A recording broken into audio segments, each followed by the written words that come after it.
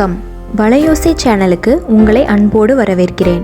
இந்த வீடியோவில் இன்றைக்கி நம்ம பார்க்க போகிறது இன்ஸ்டண்ட்டாக ஃப்ரெஷ்ஷாக மசாலா அரைச்சி வச்ச வெண்டைக்காய் சாம்பார். வாங்க எப்படி பண்ணலாங்கிறத வீடியோக்குள்ளே போய் பார்க்கலாம்.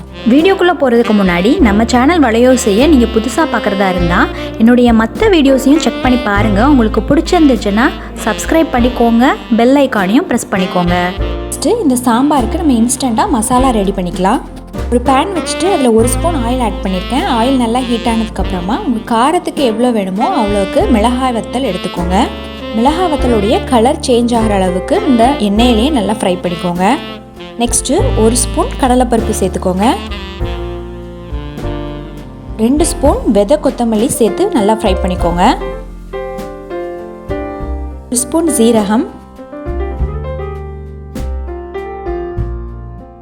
1/4 ஸ்பூன் மிளகு,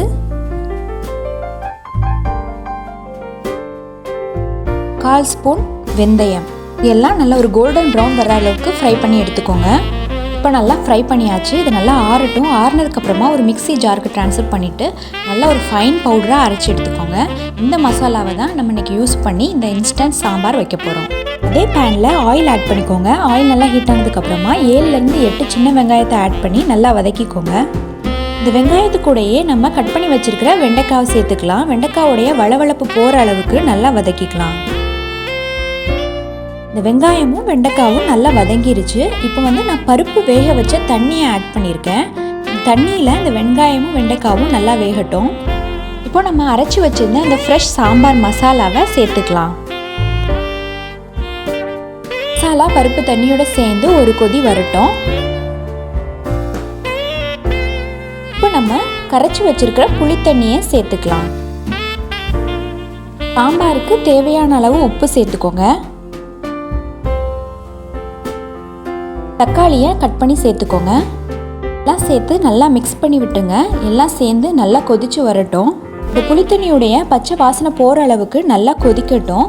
நம்ம ஆட் பண்ணியிருக்க வெங்காயமும் வெண்டைக்காவும் நல்லா வெந்திருக்கணும். அந்த அளவுக்கு கொதிக்க விட்டுருங்க. இப்போ பாருங்கள், நம்ம ஆட் பண்ணியிருந்த வெங்காயமும் வெண்டைக்காவும் நல்லா வெந்துருச்சு. இந்த ஸ்டேஜில் நான் 100 கிராம் துவரம் பருப்பை மஞ்சளும் பெருங்காயத்தூளும் சேர்த்து வேக வச்சு வச்சுருந்தேன். இப்போ அந்த பருப்பை இது கூட சேர்த்துக்கலாம். பருப்பு சேர்த்துட்டு நல்லா மிக்ஸ் பண்ணி விட்டுருங்க. தேங்காய், சீரகம், பூண்டு இந்த 3ஐயும் கொரகொரப்பாக அரைச்சி வச்சுருக்கேன். இப்போ அதையும் சேர்த்துக்கிறேன். எல்லாம் சேர்த்து நல்லா மிக்ஸ் பண்ணி விட்டுருங்க. இந்த தேங்காய், பருப்பு எல்லாம் சேர்ந்து ஒன்று போல் கொதித்து வரட்டும். அது வரைக்கும் அப்படி விட்டுருங்க. உங்களுக்கு சாம்பார் தண்ணியாக வேணும் அப்படின்னா நீங்கள் இன்னும் கொஞ்சம் தண்ணி கூட சேர்த்துக்கலாம். நம்ம சாம்பார் நல்லா கொதித்து ரெடி ஆயிடுச்சு. இப்போ அதை நம்ம தாளிச்சிக்கலாம். இல்லை கடுகு உளுந்த பருப்பு கருவேப்பிலை சேர்த்து தாளித்து சேர்த்துக்கோங்க. ஃபைனலாக மல்லி எல்லாம் தூவிடுங்க. அவ்வளோதான். ரொம்பவே சிம்பிள் அண்ட் ஈஸியான கமகமன் வாசனையோட சூப்பரான வெண்டைக்காய் சாம்பார் ரெடி. நீங்களும் இந்த ரெசிபியை கண்டிப்பாக ட்ரை பண்ணி பாருங்கள். ட்ரை பண்ணி பார்த்துட்டு எப்படி இருந்ததுங்கிற உங்கள் கமெண்ட்ஸை கமெண்ட் பாக்ஸில் தெரியப்படுத்துங்க. இந்த வீடியோ உங்களுக்கு பிடிச்சிருந்துச்சுன்னா லைக் பண்ணிடுங்க. உங்கள் ஃப்ரெண்ட்ஸ் அண்ட் ஃபேமிலிக்கும் ஷேர் பண்ணிடுங்க.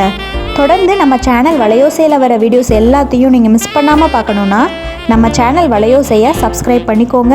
பக்கத்தில் இருக்க பெல் ஐக்கானை ப்ரெஸ் பண்ணி ஆல்ங்கிற ஆப்ஷனை செட் பண்ணிடுங்க.